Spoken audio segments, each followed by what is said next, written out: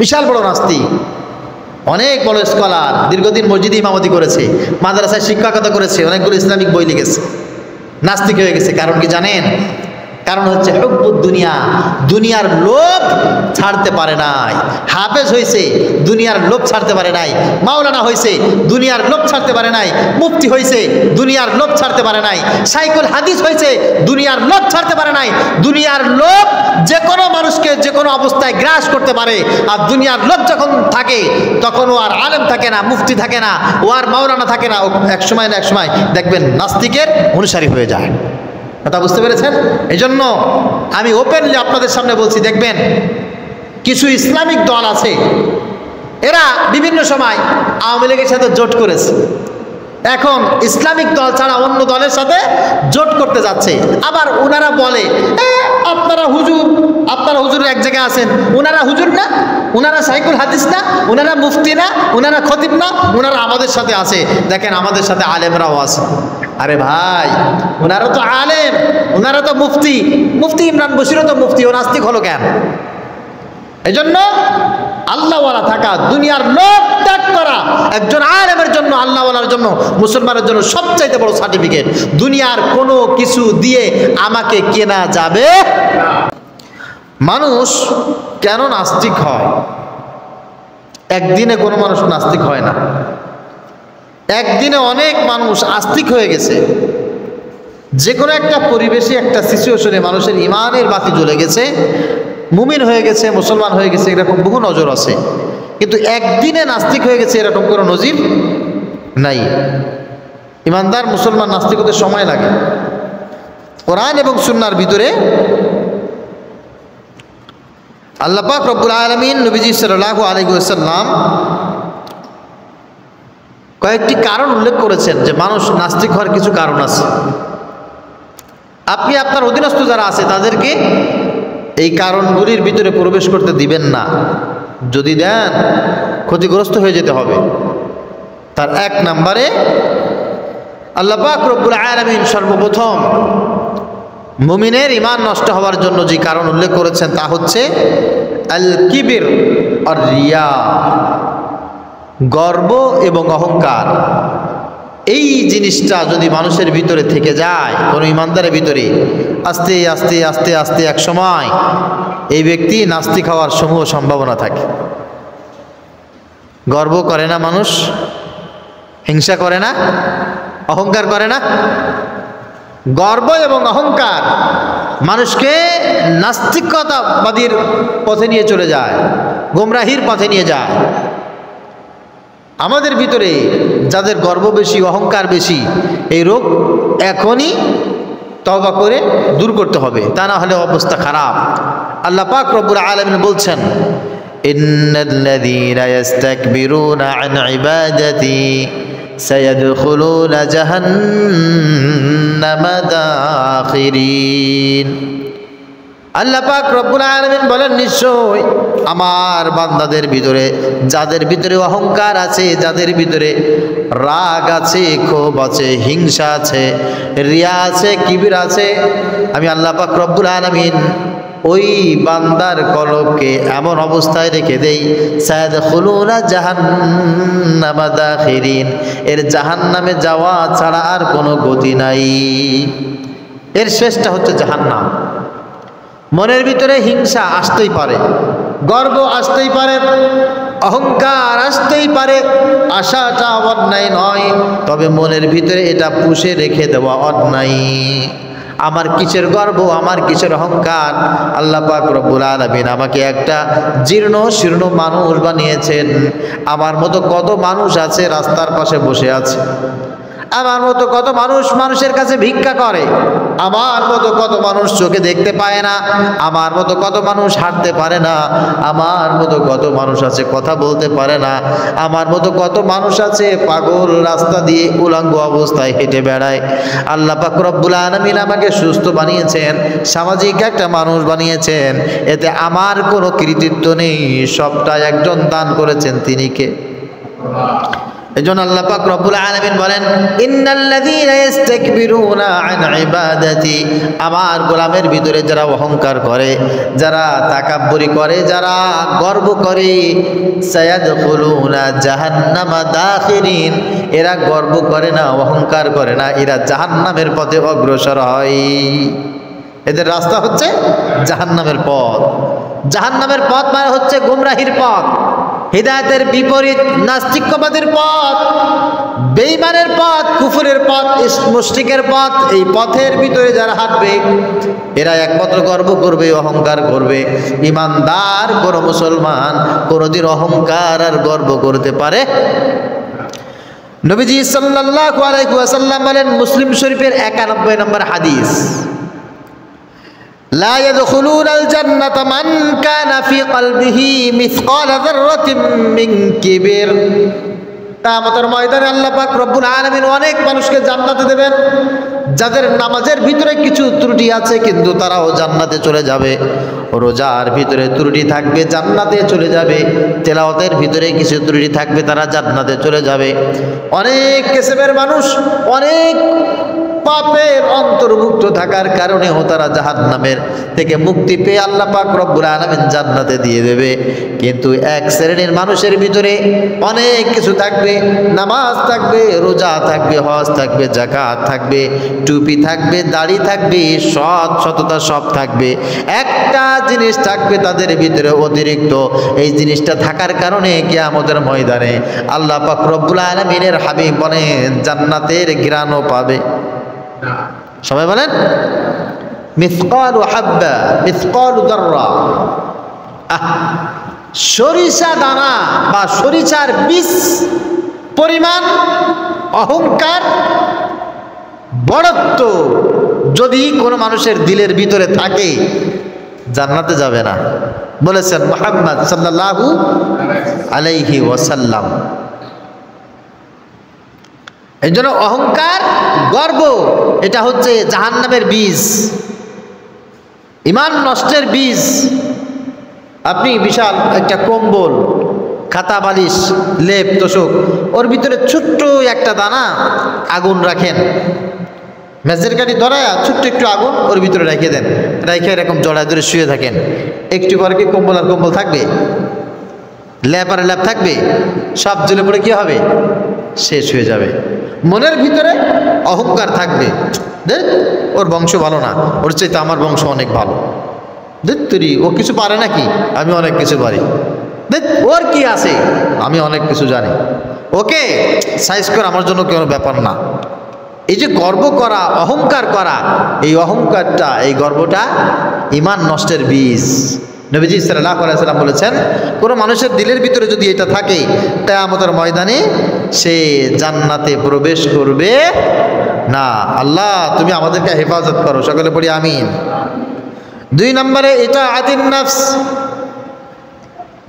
কোনো মানুষের ভিতরে যদি নফসের গোলামি থাকে, ওই মানুষটা ইমানের বিপরীত পথে চলে যাবে, ওই মানুষটা বেঈমানের পথে হাঁটবে, ওই মানুষটা একদিন না একদিন নাস্তিক হয়ে যাবেই, কোনো সন্দেহ নাই, নাস্তিক হয়ে যাবে।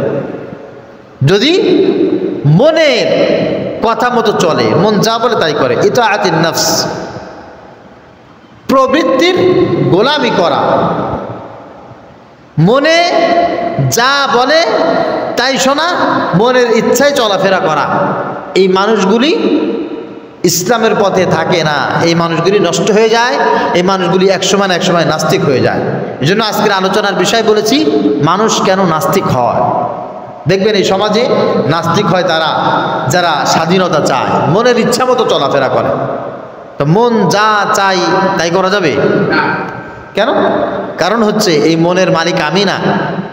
নবীজি সাল্লাল্লাহু আলাইহি ওয়াসাল্লাম দোয়া করতেন, আল্লাহুম্মা ইয়া মুকাল্লিবাল কুলুব, হে আল্লাহ, হে আমার কলব পরিবর্তনকারী, তুমি দয়া করে মায়া করে সাব্বিত কলবি আলা দীনিক, এই দ্বীনের প্রতি তুমি আমার কলবটাকে ঝুঁকায় দাও। আপনি যেখানে নামাজ পড়তে আসছেন, আল্লাহ তাআলা যদি আপনাকে নামাজ পড়ার জন্য মন তৈরি করে না দিতেন, আসতে পারতেন? কত মানুষ চেষ্টা করেছিল, নিয়াত করেছিল, মসজিদে আসতে পারে নাই, কারণ আল্লাহ তাআলা তাদের মনটা সেইভাবে প্রস্তুত করে নাই। এজন্য ইতাআতুন নফস, নফসের গোলামি করা, প্রবৃত্তির গোলামি করা, এটা হচ্ছে নাস্তিক্যবাদীর অন্যতম একটি আলামত। নাস্তিক হয়ে যাওয়ার সমূহ সম্ভাবনার ভিতরে তারা রয়েছে। আল্লাহ পাক রব্বুল আলামিন বলছেন, আফরাআইতা মান ইত্তাখাযা ইলাহাহু হাওয়াহু ওয়া আদাল্লাহুল্লাহ ওয়া খাতামা আলা কলবিহি ওয়া সামঈহি ওয়া জাআলা আলা বাসারিহি গিশাওয়া। হে নবী, আপনি কি দেখেন না যে সমস্ত মানুষেরা মান ইত্তাখাযা ইলাহু হাওয়াহু, তাদের মন যা বলে তাই করে। মন এখন ঘুমায় থাকতে চেয়েছে, সে ঘুমায় থাকবে। মন এখন বাজারে যেতে চেয়েছে, সঙ্গে সঙ্গে বাজারে চলে যাবে।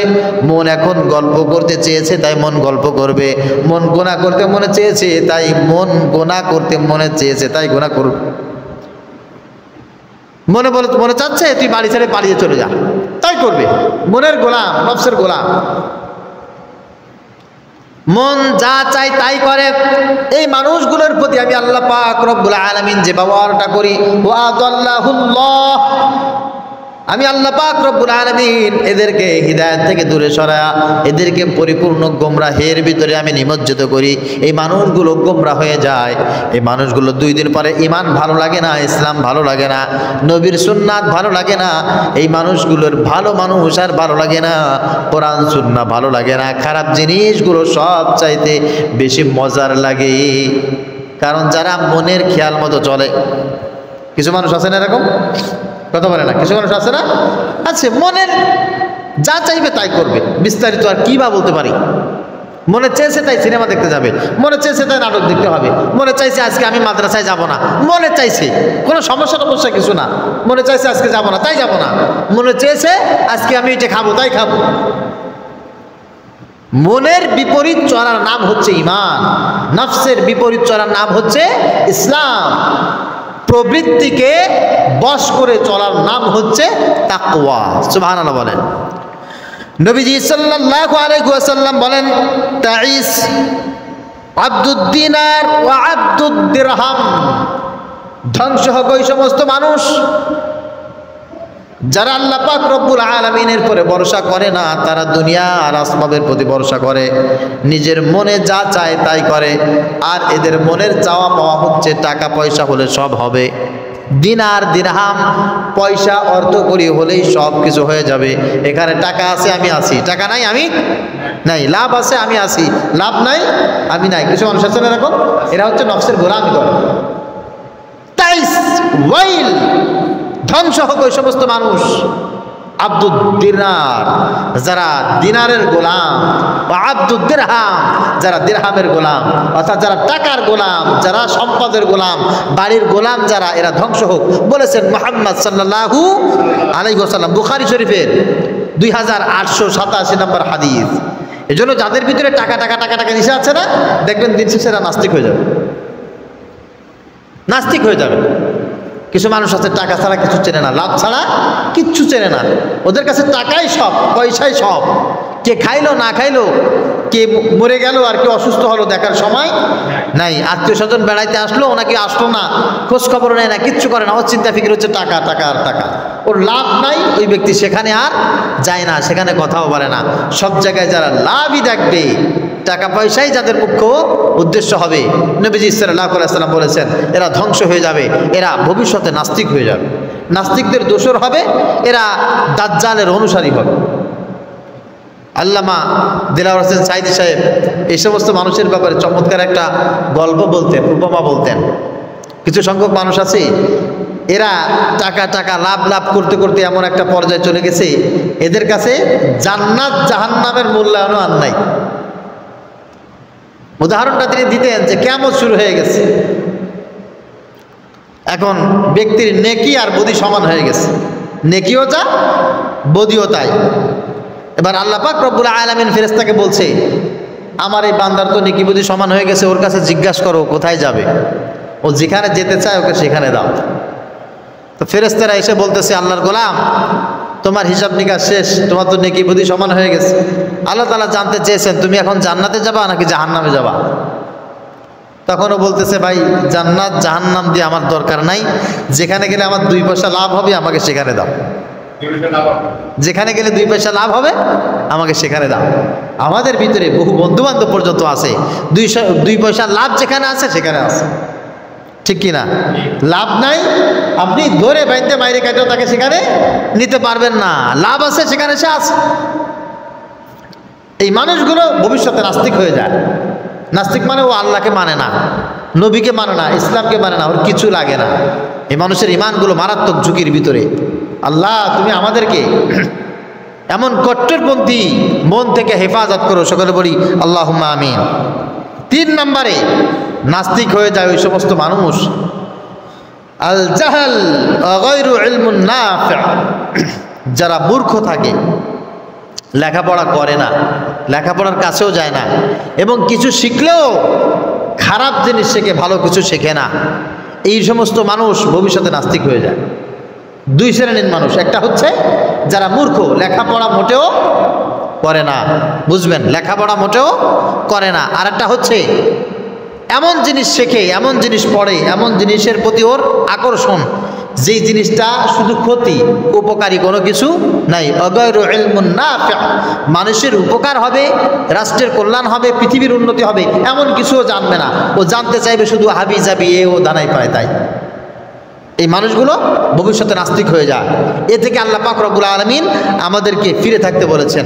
আল্লাহ পাক রব্বুল আলামিন বলেছেন, বাল আকতারুহুম লা ইয়ালামুন, যারা নাস্তিক হয়ে যাবে, যারা হিদায়াতের পথ থেকে দূরে সরে যাবে, এদের একটা গুণ হচ্ছে তারা অধিকাংশ লেখাপড়া করে না, এরা অধিকাংশ জানার চেষ্টা করে না, এরা অধিকাংশ মানুষ কিছু বোঝে না, বোঝার চেষ্টাও করে না। এই মূর্খ মানুষগুলো একসময় নাস্তিক হয়ে যায়।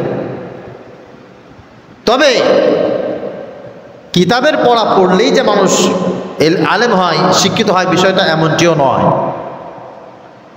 1 2 3 4 5 6 এই যে লেখাপড়াগুলো, এগুলো কি সারা জীবন ছিল? পৃথিবীর শুরু থেকে ছিল?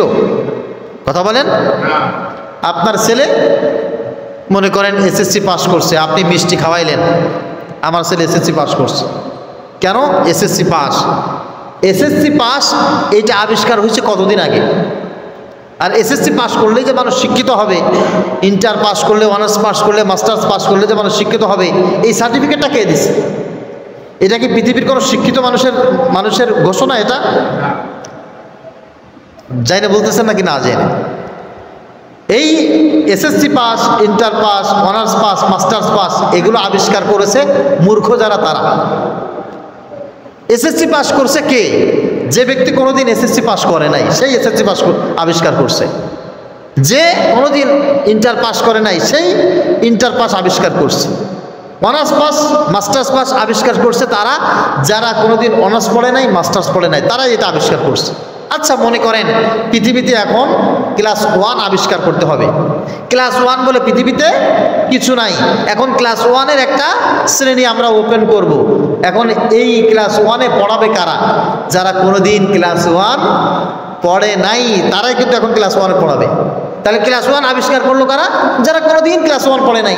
এখন নতুন করে পৃথিবীতে এসএসসি পরীক্ষা, ইন্টার পরীক্ষা আবিষ্কার করবে। তা এসএসসি ইন্টার পরীক্ষা তো পৃথিবীতে কেউ পড়ে নাই, আগে পড়ায়ও নাই, জানেও না। তা এইটা নতুন করে থিওরিটা অ্যাপ্লাই হয়েছে, এখানে এইটাকে বাস্তবায়ন করতে হবে। এখানে পড়াবে কারা, আবিষ্কার করবে কারা? যারা কোনোদিন এসএসসি পড়ে নাই, এসএসসি পাস করে নাই, ইন্টার পড়ে নাই। তাহলে দুনিয়ার শিক্ষার যে সিস্টেম, ধারাবাহিকতা, এটা আসছে অ্যাকচুয়ালি মূর্খদের থেকে। আর মূর্খদের থেকে আসছে, এই কথাটা এইভাবে বলা অনুচিত, জ্ঞানীদের থেকে আসছে। কাদের থেকে বলেন? যারা সার্টিফিকেট অর্জন করে নাই, যারা একাডেমিকভাবে 1 2 3 4 এভাবে পড়ে নাই, কিন্তু এইটার পিছনে যারা মেধা খাটিয়ে, শ্রম খাটিয়ে, জাতির কল্যাণে, শিক্ষার উন্নয়নে যারা বছরকে বছর শ্রম দিয়েছে, সময় দিয়েছে, এখানে মজুদ রয়েছে। এদের শ্রম মেধা এখানে থাকার পরে এরা হয়ে গেছে মহাজ্ঞানী, জ্ঞানী মানুষ আবিষ্কার করেছেন তারা। আল্লাহ পাক রব্বুল আলামিন বলেছেন যে এদের জ্ঞান নাই, এদের জ্ঞান এরা খাটায় না। পৃথিবীতে আমি আল্লাহ তাআলা কি দিয়েছি এরা দেখে না, এরা শোনে না, এরা বোঝে না। বাল আকতারুহুম লা ইয়ালামুন, সব সময় এরা অজ্ঞতার ভিতরে থাকে, মূর্খতার ভিতরে থাকে। আর এই মূর্খতার ভিতরে থাকতে থাকতে থাকতে থাকতে এক সময় কয় এই পৃথিবীতে এভাবে হয়েছে, দাদা এভাবে ছিল, পরদাদা এভাবে ছিল, এভাবেই চলে আসতেছে, আমরা এভাবে চলে যাব, মাটির সাথে মিশে যাব। এত কিছু হুজুররা যা বলে এগুলো সব মিথ্যা, নাউজুবিল্লাহ বলেন। এই জন্য মূর্খতা আর খারাপ জিনিস অর্জন করা, খারাপ কথা শ্রবণ করা, খারাপ কথা বারবার শ্রবণ করা, এগুলো অনুসরণ করা, এগুলো নাস্তিকতাবাদীর আলামত। এ থেকে বেঁচে থাকতে হবে। মনে থাকবে ইনশাআল্লাহ? মনে থাকবে? আল্লাহ তাআলা মনে রাখার তৌফিক দান করুক, সকলে বলি আমিন। আর আমরা যদি এটাই মনে করি যে শুধুমাত্র কিতাব পড়লে 1 2 3 5 4 পড়লে মানুষ হিদায়াতের পথে থাকবে, মানুষ ভালো দিনদার হবে, মানুষ ভালো শিক্ষিত হবে, এটা ঠিক নয়। এটা ঠিক নয়। জ্ঞানী জ্ঞান অর্জন করে তার জ্ঞানের অনুসন্ধানে। আপনার কোনো জিনিস জানার দরকার, যে পন্থা অবলম্বন করলে আপনি সেই জিনিসটা জানতে পারবেন, ওই পন্থাটার নাম হচ্ছে অন্বেষণ করা, খোঁজা।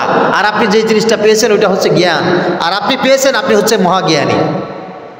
সাহাবা আজমাইনরা কি স্কুল কলেজ মাদ্রাসায় পড়েছে নাকি? কথা বলেন। ওনারা জ্ঞানী ছিলেন না? হ্যাঁ, এরিস্টটল, প্লেটো, সক্রেটিস, এই সমস্ত যে মহা বিজ্ঞানীদের নাম আপনারা শোনেন, এনারা কি ক্লাস 1 2 3 এভাবে পড়েছে নাকি? কথা বলেন না, পড়েছে? আরে ছিল না তো তখন, এই সময় এত কিছু ছিল না তো। এরা পড়াশোনা করেছে না, গবেষণা করেছে, এদের মেধাকে কাজে লাগিয়েছে, ওইটার ভিতরে নিমজ্জিত থেকে বছরকে বছর তারা তপস্যা করে করে করে জিনিসটা আবিষ্কার করে একটা জায়গা পর্যন্ত যখন পৌঁছে গেছে, তখন তারা জ্ঞানীদের ছাড়িয়ে মহা জ্ঞানের ভিতরে তারা প্রবেশ করেছে। আল্লাহ পাক রব্বুল আলামিনের কাছে এই সমস্ত মানুষ হচ্ছে মহান বড় নিয়ামত। আমি যদি একটা উপমা আপনাদের সামনে দেই, আপনারা খুব সুন্দর বুঝতে পারবেন, খুব সুন্দর বুঝতে পারবেন। খেয়াল করেন, এই মসজিদ একটা জড় বস্তু, এই মাদ্রাসা একটা জড় বস্তু, একটা বিল্ডিংয়ের নাম। মাদ্রাসা একটা বিল্ডিংয়ের নাম। একজন আলেম যদি এক জায়গায় দাঁড়িয়ে থাকে, আর এরকম 1 কোটি মাদ্রাসা অথবা 1 কোটি মসজিদ যদি এক জায়গায় জড়বস্তু হিসাবে থাকে, আপনাদের কাছে জিজ্ঞেস করি, বলেন তো এই একজন আলেমের দাম বেশি নাকি 1 কোটি মাদ্রাসার দাম বেশি? 1 কোটি মসজিদের দাম বেশি নাকি একজন আলেমের দাম বেশি? একজন আলেমের দাম বেশি। একজন আলেমের দাম বেশি। এই পৃথিবীতে যদি 100 কোটি মসজিদ ধ্বংস হয়ে যায়, কিচ্ছু হবে না ইসলামের। কিছু হবে? কথা বলেন। কারণ মসজিদ নাই, মসজিদ ছাড়া খোলা জমিনে নামাজ পড়া যাবে না। মাদ্রাসা সব ভেঙে দেওয়া হয়েছে, কোনো সমস্যা আছে? মাদ্রাসা ভেঙে দিলে নতুন করে তৈরি করা যাবে না? বা রুম ছাড়া অন্য কোনো জায়গায় বসে পড়ানো যাবে না? কিন্তু পৃথিবীতে যদি কোনো আলেম না থাকে, আজান দেওয়ার লোক নাই, ইমামতি করার লোক নাই, পড়ানোর লোক নাই, কোরআন শরীফ বুঝানোর লোক নাই, কি করবেন এখন বলেন? কোরআন শরীফ আছে, ওই মসজিদ ভর্তি 1 লক্ষ পিস কোরআন শরীফ আছে, কিন্তু এখানে যারা আছে কেউ কোরআন শরীফ পড়তে পারে না। এই কোরআন শরীফগুলোর কোনো দাম আছে? কোনো দাম নাই, কোনো দাম নাই। এই জন্য নবীজি সাল্লাল্লাহু আলাইহি ওয়াসাল্লাম বলেন, ইন্নাল্লাহা ইয়াকবিদুল ইলম ইনতিজাআন। আল্লাহ পাক রব্বুল আলামিন এই পৃথিবী থেকে হঠাৎ করে সব এলেম উঠিয়ে নেবেন না। হঠাৎ করে এরকম হবে না যে পৃথিবীতে সব এলেম উঠে গেছে। অনেকে বলে না যে কিয়ামতের আগে কোরআন শরীফের ছাপা সব সাদা হয়ে যাবে, এটা ঠিক নয়। হাদিসের পাতা সব সাদা হয়ে যাবে, এটা ঠিক নয়। নবীজি সাল্লাল্লাহু আলাইহি ওয়াসাল্লাম বলেছেন, না, ইন্নাল্লাহা ইয়াকবিদুল ইলমা ইনতিজাআন। আল্লাহ পাক রব্বুল আলামিন হঠাৎ করে পৃথিবী থেকে বই, খাতা, কলম, এই একাডেমিক যা কিছু আছে এগুলো সব উঠিয়ে নেবেন না। ওয়ালাকিন ইয়াকবিদুল ইলম বিকবজিল উলামা। বুখারী শরীফের 100 নম্বর হাদিস, নবীজি সাল্লাল্লাহু আলাইহি ওয়াসাল্লাম বলছেন, কিন্তু আল্লাহ পাক রব্বুল আলামিন এই পৃথিবী থেকে এলেম উঠিয়ে নেবেন উলামায়ে কেরামদেরকে উঠানোর মাধ্যমে। আজকে একজন আলেম মারা যাবে, পরের দিন আরেকজন আলেম মারা যাবে, পরের দিন আরেকজন আলেম মারা যাবে। এভাবে আলেম মারা যেতে যেতে যেতে যেতে একসময় এরকম থাকবে, কোরআন শরীফ ঠিকই থাকবে, কোরআন শরীফ পড়ার লোক থাকবে না। মসজিদ ঠিকই থাকবে, মসজিদে কথা বলার মতো লোক থাকবে না। মাদ্রাসা ঠিকই থাকবে, মাদ্রাসায় পড়ানোর মতো আর লোক থাকবে না। এই লোকগুলোকে সব আল্লাহ পাক রব্বুল আলামিন উঠিয়ে নেবেন। কথা বুঝতে পেরেছেন? এই জন্য যারা এই লোক তৈরি করে না, এই লোক যারা হয় না, এইটার ভিতরে এই লোকের প্রতি যাদের সম্মান আস্থা থাকে না, এদের পথ হয়ে যায় আস্তে আস্তে আস্তে আস্তে নাস্তিক্যবাদীর পথ। এরা নাস্তিক হয়ে যায়, ইমান থেকে দূরে সরে যায়। আপনি যে মুসলমান, আপনার ইমান যে ঠিক আছে, আপনাকে আল্লাহ রাসূল সাল্লাল্লাহু আলাইহি ওয়াসাল্লাম যে উম্মাত বলে স্বীকার করবেন, আপনার জন্য যে সুপারিশ করবেন, এই কথাগুলো আপনি কোথায় পেয়েছেন? যারা দাড়ি পেকে গেছে মুরব্বী, যদি আমি দাঁড়িয়ে জিজ্ঞাসা করি আপনার মুখে দাড়ি রাখছেন, আপনি দাড়ি রাখতে হবে, এটা কোথায় পাইছেন? উনি বলতে পারবে যে আমি হাদিসে পড়েছিলাম তাই পাইছি? বলতে পারবেন? আপনি একজন আলেমের জবান দিয়ে শুনেছিলেন যে দাড়ি রাখতে হয়, এটা সুন্নাহ, ঠিক কিনা? আপনি আলেমের জবান দিয়ে শুনে আপনি দাড়ি রেখে দিয়েছেন। আপনি বিবাহ করার জন্য তো অনেক মেয়ে ছিল আত্মীয় স্বজনের ভিতরে, আপনি আপনার বোনকে বিয়ে করেননি কেন? আপনি আপনার খালাকে ফুফুকে বিয়ে করেননি কেন? নাউজুবিল্লাহ বলেন। বলে আমি, কে বলতে পারবে যে আমি কোরআন শরীফের আয়াত পড়েছি, ওখানে দেখেছি বোনকে বিয়ে করা যায় না, খালাকে ফুফুকে বিয়ে করা যায় না, এটা বলতে পারবেন?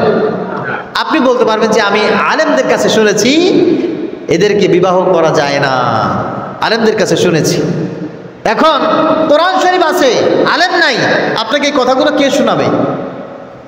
কথাগুলো কে শোনাবে? এই জন্য ইবলিস শয়তানের কাজ কি জানেন? ইবলিস শয়তানের কাজ হচ্ছে তুমি এলেম শেখো কিন্তু আলেমদের দ্বারস্থ হইও না, আলেমদের দ্বারস্থ হইও না, আলেমদের কাছে যেও না, আলেমদের ভক্তি শ্রদ্ধা করবা না।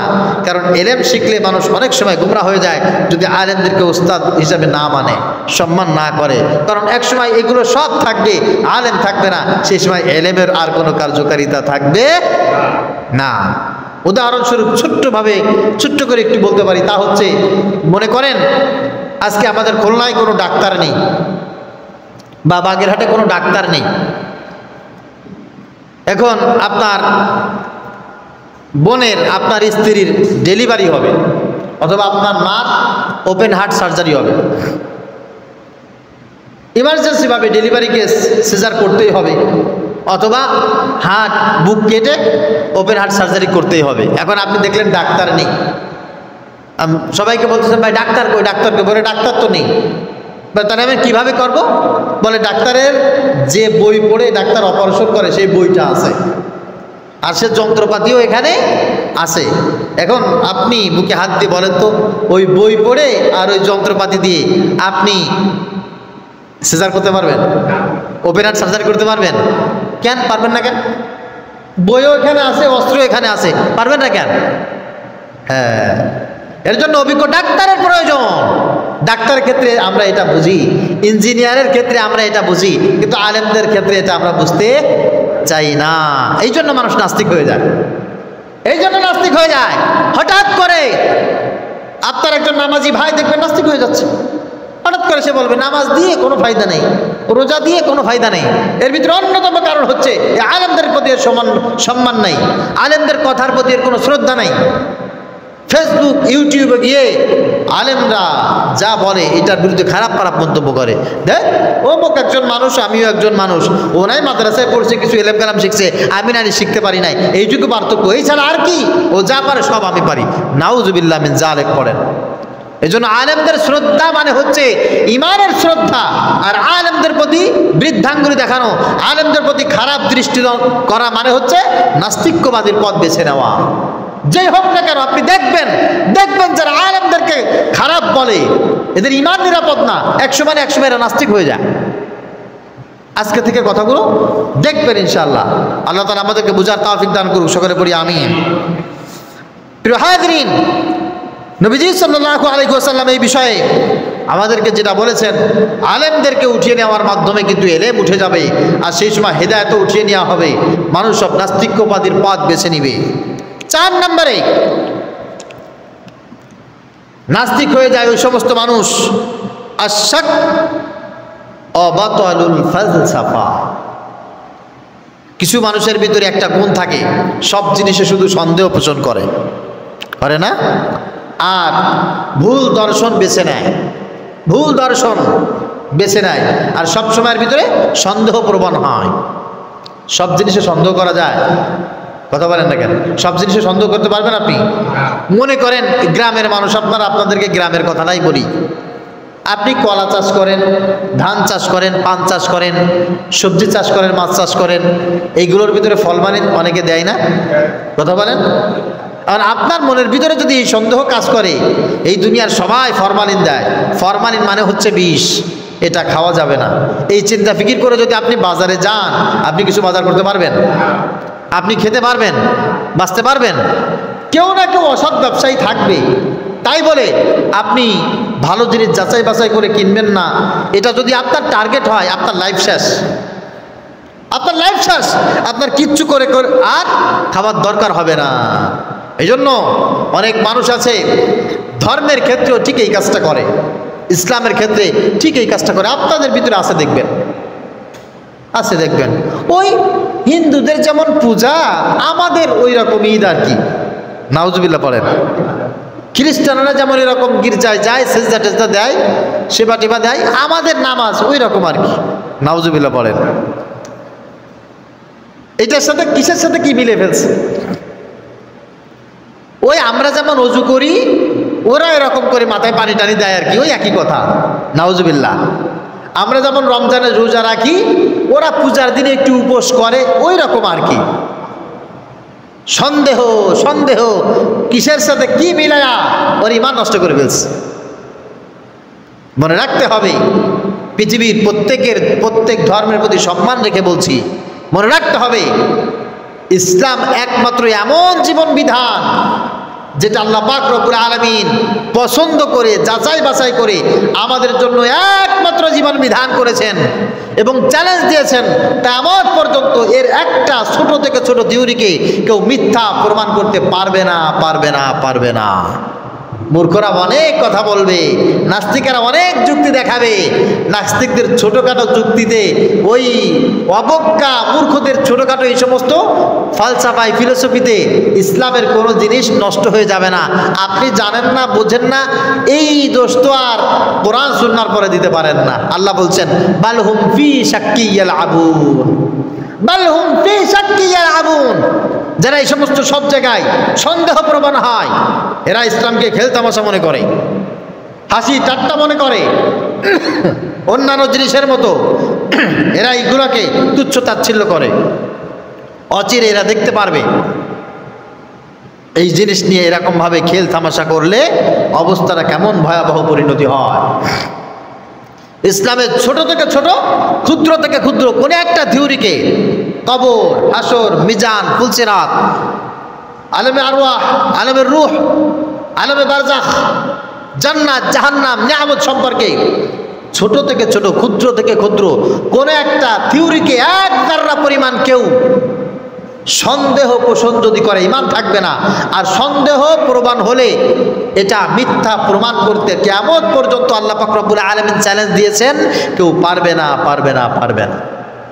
এখন তুমি কি করো? তুমি কয় কলম বিদ্যা আছে তোমার?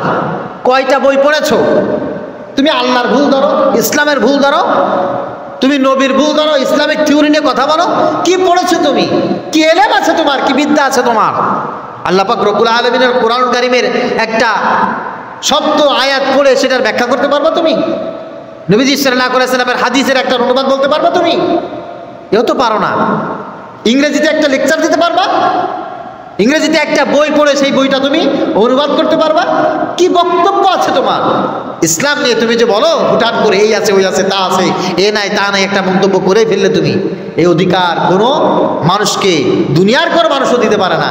ইবলিস শয়তান এদেরকে নাকে দড়িতে ঘুরিয়ে বেড়ায়, সেই জন্য এরা নাস্তিক্যবাদের পথ বেছে নেয়। নবীজি সাল্লাল্লাহু আলাইহি ওয়াসাল্লাম বলছেন, শোনো, আমি তোমাদেরকে বলছি কিছু সংখ্যক মানুষ এরকম আছে যারা সব কিছুতে সন্দেহ প্রবণ হয় এবং ভুল দর্শনে বিশ্বাস করে। এই সমস্ত মানুষদের অবস্থা কেমন হয়?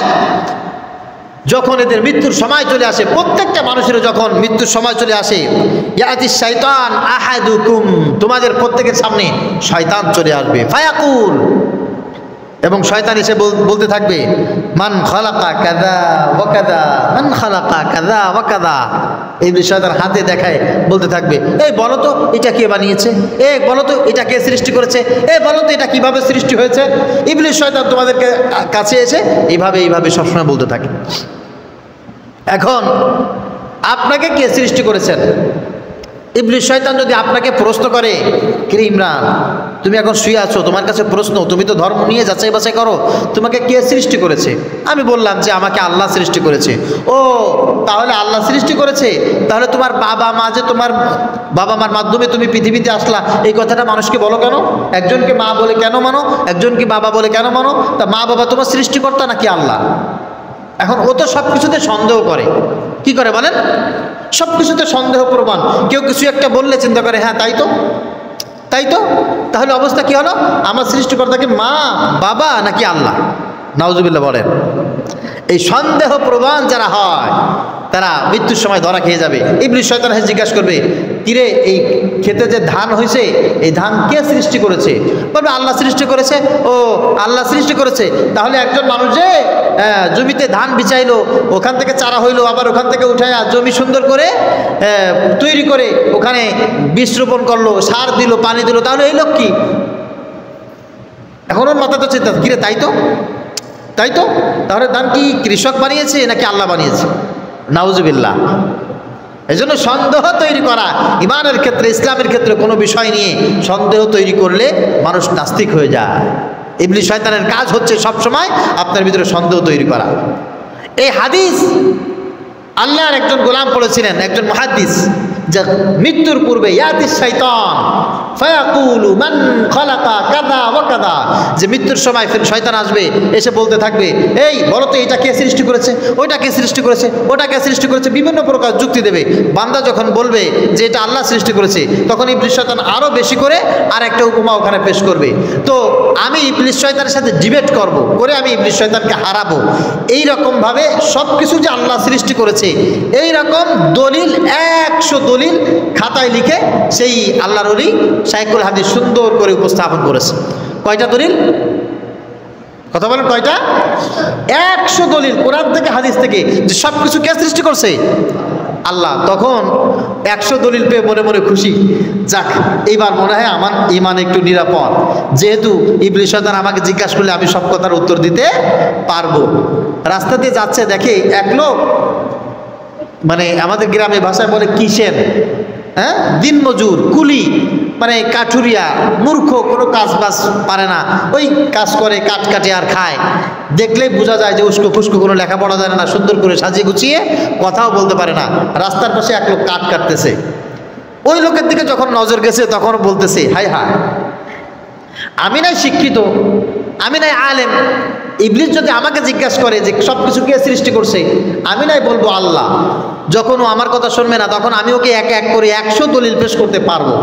কিন্তু আমার একা জান্নাতে গেলে তো হবে না, এই কাঠুরিয়ারও তো জান্নাতে যাওয়ার দরকার আছে। এখন এই কাঠুরিয়া মূর্খ লোক এর কাছে যখন এসে ইবলিস শয়তান জিজ্ঞেস করবে এটা কে বানিয়েছে, ওইটা কে বানিয়েছে, মান খালাকা কাযা ওয়া কাযা, তখন এই লোক কি বলবে? তাহলে এক কাজ করি, আমি ইনার কাছে যাই, যে জিজ্ঞেস করে এর ইমানটা টেস্ট করে আসি, যে ইমানটা কতটুকু নিরাপদ। এই ইবলিস শয়তানের সাথে কিভাবে ডিবেট করবে? ওই আলেম কাঠুরিয়ার কাছে গেছে, যা বলছে, ভাই আপনাকে একটা প্রশ্ন করব। বলে কেন করবেন? বলে এই প্রশ্নটা মৃত্যুর সময় আপনাকে ইবলিস শয়তান করবে।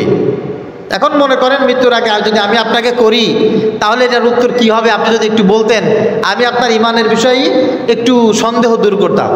বলে হ্যাঁ ঠিক আছে, ইমানের বিষয়ে বলেন। বলে ভাই আসমান কে সৃষ্টি করেছে? তখন সে বলতেছে, ভাই কি বলেন, আসমান আল্লাহ সৃষ্টি করেছে। বলছে তাই নাকি? বলে হ্যাঁ।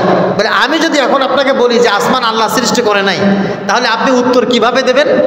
তখন ওই ব্যক্তি কুড়াল উঠাইছে, কুড়াল উঠায় বলতেছে, হুজুর আমার কাছে কোরআনও নেই, হাদিসে নেই, কুড়াল আছে, আরেকবার বলেন আসমান কে সৃষ্টি করেছে, আরেকবার বলেন। আরেকবার বললে কিন্তু আমার জবাব কুড়াল দিয়ে দেবো। তখন এই আলেম বলতেছে, ইমানের ক্ষেত্রে এর চাইতে বড় হাতিয়ার জবাব আর কিছু নাই। বিনা দলিলে আল্লাহ এক, সব কিছু আমার আল্লাহ সৃষ্টি করেছে, একজন ইমানদারের কাছে এর চাইতে বড় দলিল আর কিছু হতে পারে না। এই জন্য যারা সব কিছুতে সন্দেহপ্রবণ হয়, কথায় কথায় কুলু খোঁজে, এই মানুষগুলো নাস্তিক হয়ে যায়। নাস্তিক্যবাদ থেকে বাঁচতে আমার সন্তানদেরকে, আমাদের সন্তানগুলোকে এইগুলোকে শেখাতে হবে। আল্লাহ তাআলা বুঝার তৌফিক দান করুক, সকলে বলি আমিন। পরবর্তীতে আল্লাহ পাক রব্বুল আলামিন নাস্তিক্যবাদ থেকে, বেঈমানের পথ থেকে বাঁচার জন্য যে ফর্মুলা আমাদেরকে দিয়েছেন, আর মানুষ যে কারণে নাস্তিক হয়ে যায় তা হচ্ছে কদরুল ইজতিমা ও কদরুস সদিক। অর্থাৎ খারাপ সমাজ এবং খারাপ বন্ধুর কারণে মানুষ নাস্তিক হয়ে যায়। খারাপ সমাজ ব্যবস্থা, সমাজ যদি খারাপ হয়, অনেক মানুষ এই সমাজে থাকি নাস্তিক হয়ে যায়। আর বন্ধু বান্ধব কাছের মানুষ যদি নাস্তিক হয়, মানুষ অনেক সময় নাস্তিক হয়ে যায়। এই জন্য মা বাবা সবসময়ের জন্য ভালো মানুষদের সাথে চলাফেরা করতে বলে। আমরা অনেক সময় অনেক মানুষদের সাথে চলাফেরা করতে আপনাদেরকে নিষেধ করি। আপনারা বলেন হুজুর সে খারাপ, সেজন্য কি আমি খারাপ হয়ে যাব নাকি? খারাপ হয়ে যাবেন না, কিন্তু খারাপ হয়ে যাওয়ার সম্ভাবনা আছে। আল্লাহ পাক রব্বুল আলামিন বলছেন, ওয়ায়াউমা ইয়াদু যালিমু আলা ইয়াদাইহি ইয়াকুলু ইয়া লাইতানি ইত্তাখাযতু মা'আর রাসূলি সাবিলা। এখানে একজন মানুষের কাট্টা কাফের জাহান্নামী সিলমারা একজন মানুষ উকবা ইবনে আবি মুঈত, তাকে কেন্দ্র করে সূরাতুল ফুরকানের এই আয়াত নাযিল হয়েছে। নবীজি সাল্লাল্লাহু আলাইহি ওয়াসাল্লামের হাতে হাত রেখে উকবা, অনেক লম্বা কথা, মুসলমান হয়ে গিয়েছিল। মুসলমান হওয়ার পর উকবার কোনো ভালো বন্ধু ছিল না। ওর বন্ধু ছিল আবু জাহিল, উতবা, সাইবা, মুগিরা, সব বড় বড় সিলমারা জাহান্নামী যারা, এরা ছিল ওর বন্ধু। এখন এ তো মুসলমান হয়েছে, মুসলমান হওয়ার পরে রাতের বেলা বন্ধুদের কাছে গেছে। বন্ধুরা বলতেছে, কিরে শুনলাম তুই নাকি মুসলমান হয়ে গেছিস? বলে হ্যাঁ মুসলমান হয়েছি তো। আর একজন এসে বলতেছে, বন্ধু কাজটা কি ঠিক হয়েছে? বলে কেন, সমস্যা কি? বলে না, মদ খাইলে এক বোতল তোর জন্য কিনি, এক বোতল আমি খাই। গাঁজা যদি কোনো জায়গায় নেই তা 50 তোর 50 আমার। চান্দাবাজি কোথাও করলে অর্ধেক তোর অর্ধেক আমার। শয়তানি অসভ্যতামি যা কিছু আছে, বদমাইশি 50-50 সব জায়গায় আমাদের সেপারেশন থাকে, ভাগাভাগি থাকে। আর তুমি হঠাৎ করে ভালো হয়ে গেলা বন্ধু, তাহলে এটা কি কোনো কথা হলো? তাহলে কি করতে হবে? বলে হয় আমাদেরকে সবাইকে ভালো বানায় দাও, তা নাহলে তুমি আমাদের কাছে চলে আসো। তখন বলতেছে, বন্ধু তোমাদের সবাইকে আমি কিভাবে ভালো বানাবো, এটা কি সম্ভব নাকি? বলে যদি সম্ভব না হয় তাহলে বন্ধু তোমারও ইসলাম থেকে ফিরে আসতে হবে। আমরা যা করি আমাদের সাথে তাই করতে হবে। বলে আচ্ছা ঠিক আছে, যা তাই করলাম। বন্ধু বিশ্বাস হয় না, বিশ্বাস হয় না, তুমি আমাদের সাথে নাটক করতেছো।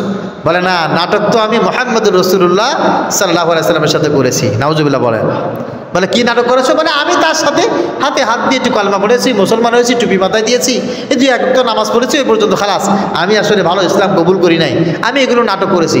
বলে এটাকে প্রমাণ করে দেখাতে হবে। কিভাবে? কিভাবে?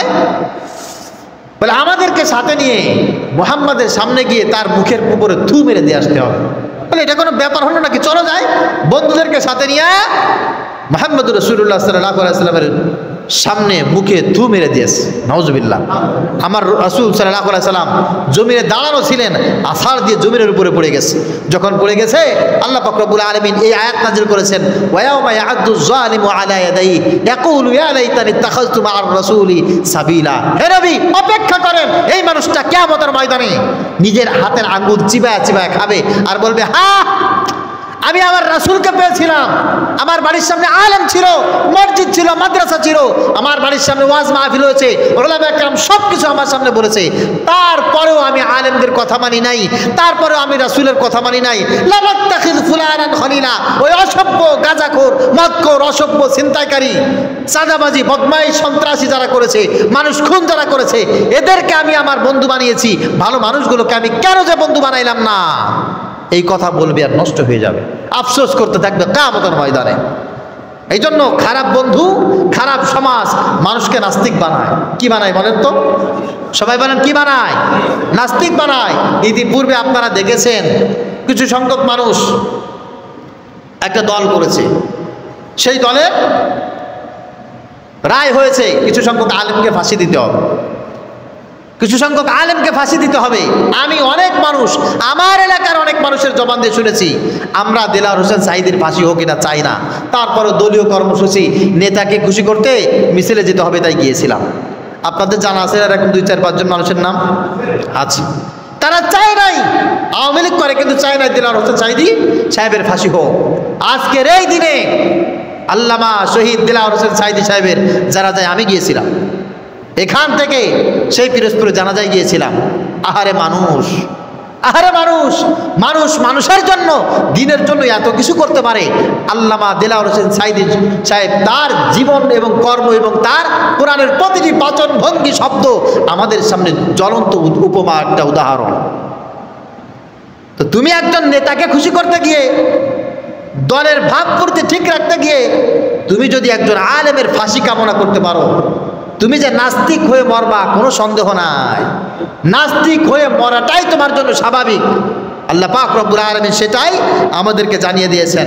আর আবু দাউদ শরীফের 4833 নম্বর হাদিসে নবীজি সাল্লাল্লাহু আলাইহি ওয়াসাল্লাম বলেছেন, আল মারউ আলা দীনি খলিলি, মানুষের চরিত্র ওইটাই হয় যে চরিত্র তার বন্ধুর ভিতরে থাকে। অর্থাৎ আমার বন্ধু যদি চোর হয় আমি চোরই হব, আমার বন্ধু যদি গাঁজা খায় আমি গাঁজা খাবো, আমার বন্ধু যদি তাস খেলে আমি তাস খেলা শিখবো, আমার বন্ধু যদি অসভ্যতামি করে আমি তাই করব। মানুষের চরিত্র তাই হয় তার বন্ধুদের ভিতরে যে চরিত্র থাকে। আর আমার বন্ধু যদি তাবলিগওয়ালা হয় 2 দিন পরে আমাকে 3 চিল্লায় নিয়ে যাবে, 3 দিনে নিয়ে যাবে, ঠিক কিনা? আমার বন্ধু যদি চরমনার মাহফিলের ভক্ত হয় ও 2 দিন পরে চরমনায় নিয়ে যাবে। আমার বন্ধু যদি মসজিদের ইমাম হয় আমাকে নামাজ পড়তে নিয়ে যাবে। আর বন্ধু যদি ওই দলের হয় আপনাকে ওই দিকে নিয়ে চলে যাবে। এই জন্য বন্ধু নির্বাচন করা, সমাজ নির্বাচন করা অতীব বেশি জরুরি। আমার সমাজের অনেক ভাইয়েরা আছে বাড়ি করে, বাড়ি করার জন্য শহর তালাশ করে, সিটি তালাশ করে, ভালো জায়গা তালাশ করে, যেখানে স্কুল আছে, যেখানে কলেজ আছে, বিশ্ববিদ্যালয় আছে, মিল কলকারখানা আছে, ফ্যাক্টরি আছে, বাস স্ট্যান্ড আছে, হসপিটাল আছে। বাড়ি করার জন্য এইরকম জায়গা তালাশ করে। কয়জন মানুষ আছে বাড়ি করার জন্য ভালো প্রতিবেশী তালাশ করে?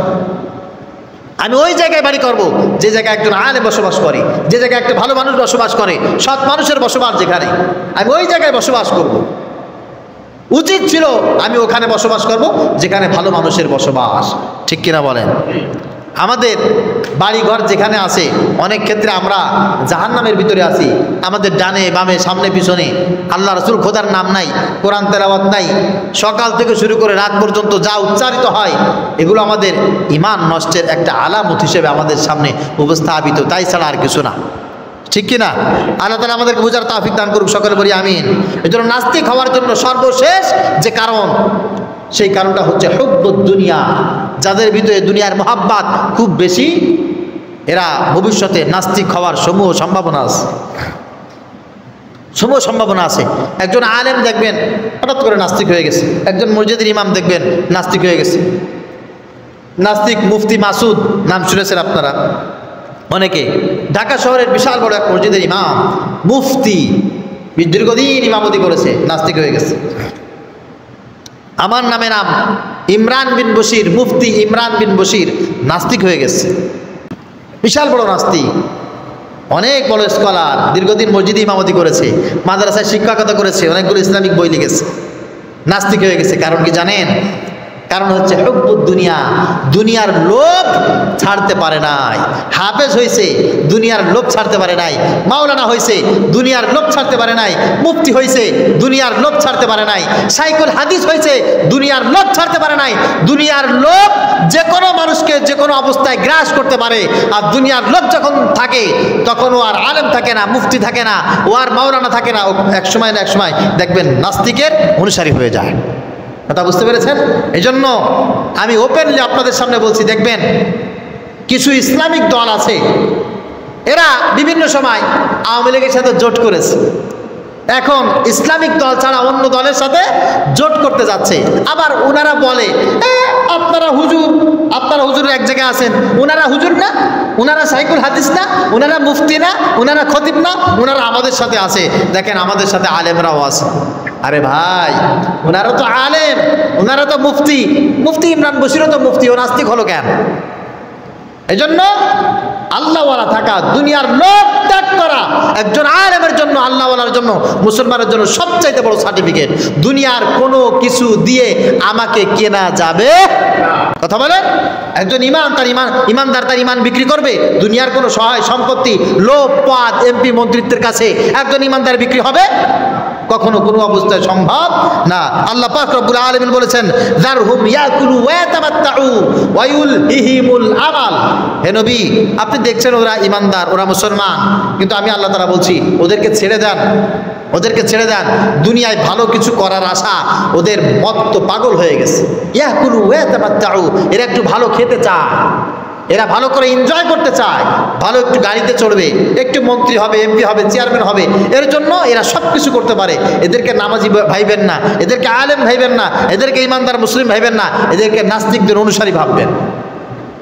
ওয়ায়ুলহিহিমুল আমাল, এদের রশিটা আপনি ঢিল করে দেন, এদেরকে ছেড়ে যান, এদেরকে ওই পথে যেতে দেন। এদেরকে দেখতে মুসলমানের মতো হলেও এদেরকে দুনিয়ার মোহাব্বত, দুনিয়ার মোহ এদেরকে গ্রাস করে ফেলেছে। আল্লাহ তাআলা আমাদের সবাইকে দুনিয়াবি মোহ থেকে হেফাজত করুন, সকলে বলি আমিন। আর নবীজি সাল্লাল্লাহু আলাইহি ওয়াসাল্লাম বলছেন, শোনো, লাউ কানাত দুনিয়া তা'দিলু ইনদাল্লাহি জানাহা বাউদা, আল্লাহ পাক রব্বুল আলামিনের কাছে এই দুনিয়ার দাম কেমন, যে দুনিয়ায় কিছু একটু পাওয়ার জন্য সব কিছু বিসর্জন দিয়ে দিই। এখানে আমি যদি 1 কোটি মশার দানা এক জায়গায় করে আমি বলি, ভাই আমার কাছে 1 কোটি মশার পাখনা আছে, আসেন কে কে কিনবেন আমার কাছ থেকে, কয় পয়সা দিয়ে কিনবেন? কথা বলেন, কিনবেন? কেউ কিনবেন? 1 কোটি, যদি 1000 কোটি মশার পাখনা আছে আমার কাছে, এই 4 পয়সা দাম আছে আপনাদের কাছে? কোনো দাম নাই। নবীজি সাল্লাল্লাহু আলাইহি ওয়াসাল্লাম বলছেন, আল্লাহ পাক রব্বুল আলামিনের কাছে যদি এই পৃথিবীর দাম একটা মশার পাখনার মতো হতো, তাহলে লা ইয়াসকা, আল্লাহ পাক রব্বুল আলামিন 1 ঢোক বা 1 ফোঁটা পানি কোনো কাফের মুশরিকদের গলার ভিতরে দিতেন না। আল্লাহর কাছে এই দুনিয়ার দাম একটা মশার পাখনার মতো না, অথচ আপনি আমি পাওয়ার জন্য তো খুব বেশি পাগল হয়ে গেছি। এই জন্য প্রিয় হাজিরিন, যারা নাস্তিক হয়ে যায় এদের কাছে দুনিয়ার অনেক বেশি দাম, দুনিয়ার প্রত্যেকটা জিনিসের অনেক মায়া, অনেক মহাব্বত। নাস্তিক কারা হয়? 1 নম্বর হচ্ছে যাদের ভিতরে গর্ব এবং অহংকার ভর্তি থাকে। 2 নম্বরে যারা মনে যা চায় তাই করে, কুপ্রবৃত্তির অনুসরণ করে যারা। নাস্তিক কারা হয়? যারা মূর্খ হয়, যারা লেখাপড়া করে না এবং খারাপ জিনিস শেখে, খারাপ জিনিস দেখে সবসময়ের জন্য। নাস্তিক কারা হয়? সবসময় যারা ভুল দর্শন এবং প্রত্যেকটা জিনিস নিয়ে, ইসলামের বিষয় নিয়ে সন্দেহ পোষণ করে, এরা নাস্তিক হয়ে যায়। নাস্তিক কারা হয়? যারা খারাপ সমাজ এবং খারাপ বন্ধু নির্বাচন করে চলাফেরা করে। নাস্তিক কারা হয়? যাদের ভিতরে দুনিয়ার মোহাব্বত, মায়া অনেক বেশি থাকে। এই সমস্ত মানুষ হচ্ছে নাস্তিক হয়ে যায়। এবার ফলাফল আসি, সমাধান কি নাস্তিকতাবাদ থেকে আজকে ফিরে আসতে? সমাধান কি? সমাধানের জন্য সর্বপ্রথম আপনাকে মনে রাখতে হবে, 1 নাম্বার, ইকরাউনাল কুরআন ওয়াস সুন্নাহ, বেশি বেশি করে কোরআন পড়তে হবে, বেশি বেশি করে হাদিস পড়তে হবে, ইসলাম সম্পর্কে জানতে হবে, যদি আপনাকে নাস্তিকবাদ থেকে নিজে বাঁচতে হয় এবং পরিবারকে বাঁচাইতে হয়, জাতিকে বাঁচাইতে হয়। ইন্নামাল মুমিনুনা আল্লাযীনা ইযা যুকিরাল্লাহু ওয়াজিলাত কুলুবুহুম ওয়া ইযা তুলিয়াত আলাইহিম আয়াতুহু যাদাতুহুম ঈমানা ওয়া আলা রাব্বিহিম ইয়াতাওয়াক্কালুন। আল্লাহ পাক রব্বুল আলামিন বলেন, ঈমানদার যারা, এদের সামনে কোরআন তেলাওয়াত করলে, কোরআন পড়লে এদের ঈমান বেড়ে যায়। সুবহানাল্লাহ। এরা আল্লাহর উপরে ভরসা করে, আল্লাহর উপরে আস্থা করে। আপনাদের মতো বহু মুরব্বীরা আসে, ছেলে একটা নিয়ে মেয়ে একটা নিয়ে, হুজুর একটু দোয়া করে দেন, মার কথা শোনে না, বাবার কথা শোনে না, হুজুর নামাজ কালাম মোটেও পড়ে না, এত করে নামাজ পড়তে বলি পড়ে না, বলে ওকে কোরআন শরীফ শিখাইছেন? বলে না, সেটা শিখাইতে পারি না। হাদিস শিখাইছেন? না, তাও শিখাইতে পারি নাই। আপনি ওকে কোরআন পড়াইলেন না, হাদিস পড়াইলেন না, হ্যাঁ আপনি এখন ওকে নামাজ পড়তে বললেন, নামাজ পড়বে? বলেন, কথা বলেন, পড়বে না? পড়বে না। এই জন্য কোরআন পড়তে হবে, সুন্নাহ পড়তে হবে, কোরআন সুন্নাহ তাকে শিখাইতে হবে। 2 নম্বরে আসহাবুস সালিহাত, সব সময়ের জন্য ভালো মানুষ যারা আছে, খাঁটে ইমানদার যারা আছে, তাদের সাথে চলাফেরা করতে হবে, তাদের সাথে বন্ধুত্ব করতে হবে, যদি আপনার ইমানকে নিরাপদ রাখতে হয়, নাস্তিক্যবাদ থেকে যদি আপনাকে বাঁচতে হয়। নবীজি সাল্লাল্লাহু আলাইহি ওয়াসাল্লাম বলেছেন, আল মারউ আলা দীনি খালিলি, শোনো, ভালো মানুষের সাথে চললে মানুষ ভালো হয়ে যায়, খারাপ মানুষের সাথে চললে খারাপ হয়ে যায়। ফালিয়ানজুর আহাদুকুম মানি খালিল, তোমরা তাকিয়ে দেখো, যে ব্যক্তির বন্ধু ভালো সেই ব্যক্তি ভালো, আর যে ব্যক্তি খারাপ বন্ধু আছে। আচ্ছা, পৃথিবীতে কেউ একা একা বিড়ি খাওয়া শিখছে নাকি? কোনো একজন বিড়িখোরের সাথে চলছে, সে বিড়ি খাইছে, তাই তার দেখা দেখি সে বিড়ি খাইছে। একা একা তাস খেলা শিখছে, কোনটা 10 নাম্বার, কোনটা 2 নাম্বার, 3 নাম্বার, একা একা পারে কেউ না কেউ শিখাই দিচ্ছে। তো তাসখোরের সাথে বসলে আস্তে আস্তে আস্তে 1 দিন 2 দিন 3 দিন সময় দিয়ে তাস খেলা শিখে গেছে। দাবা খেলা কি কেউ একা একা শিখছে? লুডু খেলা একা একা শিখছে? শেখে নাই। ঠিক তদ্রুপ কোরআন শরীফ পড়া কি একা একা শিখছে কেউ? কোনো একজন কোরআনওয়ালা, হাদিসওয়ালা, আল্লাহওয়ালা একজন মানুষের সাথে বসতে বসতে এটা হয়ে গেছে। 3 নম্বরে যিকরুল্লাহ, বেশি বেশি আল্লাহ পাক রব্বুল আলামিনকে স্মরণ করা, আল্লাহর জিকির করা। সময় পাইলে একটু ওয়াজ শুনবেন, সময় পাইলে একটু কোরআন তেলাওয়াত শুনবেন, সময় পাইলে আল্লাহ পাক রব্বুল আলামিনের জিকির করবেন, সময় পাইলে গান শুনে এটা শুনে তা শুনে খবরদার যার তার লেকচার শুনে ঈমান নষ্ট করবেন না। নবীজি সাল্লাল্লাহু আলাইহি ওয়াসাল্লাম বলেছেন, মাসালুল্লাযী ইয়াযকুরু রাব্বাহু ওয়াল্লাযী লা ইয়াযকুরু রাব্বাহু কামাসালিল হাইয়্যি ওয়াল মাইয়িত। বুখারী শরীফের 6407 নম্বর হাদিস। মানুষ তার উদাহরণ হচ্ছে যে ব্যক্তি আল্লাহ পাক রব্বুল আলামিনকে স্মরণ করে, আল্লাহর জিকির করে, এ হচ্ছে জীবিত। আর যে ব্যক্তি আল্লাহ পাক রব্বুল আলামিনের জিকির করে না, আল্লাহকে স্মরণ করে না, এ হচ্ছে মৃত। জীবিত মানুষ আর মৃত মানুষের পার্থক্য যেমন আল্লাহ পাক রব্বুল আলামিনের জিকির করে আর আল্লাহর জিকির করে না, দুই শ্রেণীর মানুষের ভিতরে উদাহরণটা ঠিক এমন। 4 নম্বরে আসওয়াল ওয়া ইয়াতলুবু জাওয়াবুহু। মনের ভিতরে ইসলাম সম্পর্কে, দিন সম্পর্কে কোনো প্রশ্ন যদি জাগে, এই প্রশ্ন দিলের ভিতরে পুষে রাখা যাবে না। খেয়াল করেন, সবাই খেয়াল করেন, একেবারে আন্তরিকভাবে খেয়াল করেন। সবাই তো আমরা ইসলাম সম্পর্কে এখানে জানি না, জানি সব বিষয় জানি না, কিন্তু যদি ইসলাম সম্পর্কে এমন কিছু প্রশ্ন আপনার দিলের ভিতরে জাগ্রত হয়েছে যেটা আপনি জানেন না, আপনার দিলের ভিতরে ঘুরপাক খাচ্ছে, খুব বেশি ঘুরপাক খাচ্ছে, এই সমস্যা দূর করার জন্য সঙ্গে সঙ্গে ভালো একজন আলেমের কাছে গিয়ে এই প্রশ্নটা যত লজ্জাজনক হোক, ন্যাক্কারজনক হোক, ছোট হোক, বড় হোক, আপনি তার কাছে বলবেন। বলার পর আপনার সেই সুরাহ উনি কোরআন এবং সুন্নাহ থেকে দিবেন। তাহলে আপনি শুধুমাত্র ঈমানের উপরে অটল অবিচল থাকতে পারবেন। এছাড়া আপনি যদি এটাকে খারাপ মনে করে ঘুরপাক খেতে খেতে খেতে খেতে দেখবেন একসময় আপনি নাস্তিকবাদীর পথে চলে গেছেন। শেষ নাম্বার হচ্ছে বেশি বেশি আখিরাতকে স্মরণ করা, মৃত্যুর কথা স্মরণ করা। নাস্তিক্যবাদ থেকে নিজেকে বাঁচাতে বেশি বেশি মৃত্যুর কথা স্মরণ করতে হবে। আমার এখন মৌত হয়ে গেলে আমার কি হবে, আমার কবরে কি হবে, আমার মৃত্যুর পর কি হবে, এইগুলো সবসময়ের জন্য স্মরণ করতে হবে। দেখুন, যদি আপনি খারাপ কোনো জিনিস, আখিরাত সম্পর্কিত কোনো জিনিস আপনার মনের ভিতরে জাগলে এটা দিলের ভিতরে পুষে রাখেন, অচিরেই কোনো না কোনো সময় দেখবেন আপনি নষ্ট হয়ে গেছেন। আপনি নিজেকে খারাপ মনে করতে পারেন, ভালো মনে করতে পারেন। ছোট্ট একটা উপমা দিয়ে আজকের আলোচনা শেষ করব। আল্লামা শাইখ আব্দুল আজিজ মুহাদ্দিস দেহলভী রহমতুল্লাহি আলাইহি, ওনার কাছে একজন লোক আসছে, এসে বসছে, বসে আবার চলে গেছে। ফিরে দিনে আবার আসছে, এসে বসছে, বসে আবার চলে গেছে। তৃতীয় দিন যখন আসছে, বসছে, তখন হুজুর হাত ধরে বসছে, এদিকে আসো, তুমি ঘুরে ফিরে আমার কাছে আসো, এখানে বসো, বসে আবার চলে যাও, তোমার ধান্দা কি?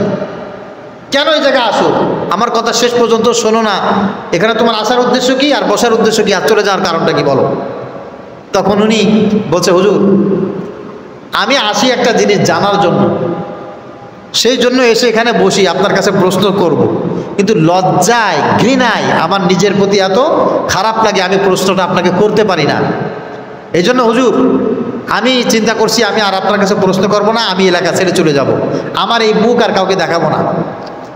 বলছে ঠিক আছে, তোমাকে আমি অভয় দিচ্ছি, তুমি বলো, কোনো সমস্যা নাই। বলে হুজুর আমি প্রশ্ন আপনাকে করার পর আপনি আমাকে মারবেন না তো? বলে না, আমি মারবো না।